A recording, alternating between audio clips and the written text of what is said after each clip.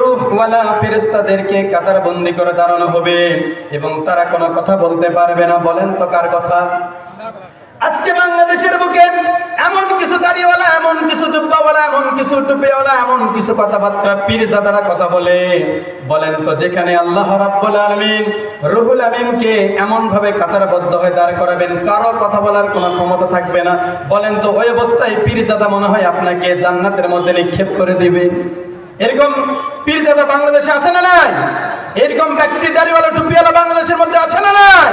একটু সাবধানতা অবলম্বন করবে। আমি তাদেরকে হাত জোর করে বলতে চাই, যেখানে আল্লাহ রাব্বুল আলামিন কোন নবীকে ডাইরেক্টলি কোনো কথা বলতে নিষেধ করেছেন, অথচ তারা বলে আমার নামাজ রোজা কিচ্ছু লাগে না, শুধু শুধু আমাকে তোমরা সিজদা করো তাহলে আমি তোমাদেরকে জান্নাতে নিয়ে যাব। বলুন নাউজুবিল্লাহ।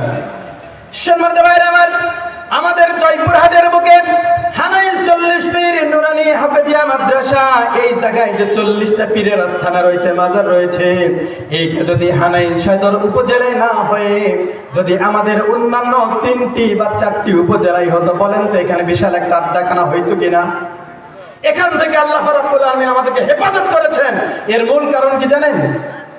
আজকে বাংলাদেশের বুকে নয়, সারা উপমহাদেশের মধ্যে রেকর্ড একটি ইউনিয়নে তিনটি কামিল মাদ্রাসা। বলেন আছে না নাই? এটা কার অবদান? আল্লাহ তাআলার একটা খাস রহমত। শুধু তাই নয়, আজকে জয়পুরহাট উপজেলায় 4টি কামিল মাদ্রাসা। আল্লাহ তাআলার অশেষ মেহেরবানি, এই 40 পীর নুরানি হাফেজিয়া মাদ্রাসা এই জায়গায় স্থাপন হয়েছে। বলুন সুবহানাল্লাহ। যারা স্থাপন করেছিলেন তাদের জন্য মাগফিরাত কামনা করি।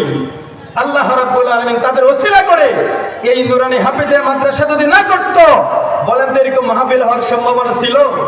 আমার তো মনে হয় না যে হতো। আর এই জায়গাটা আরো বিশৃঙ্খলা হয়ে যেত, ঠিক কিনা? এটা আল্লাহ তাআলার একটা খাস রহমত।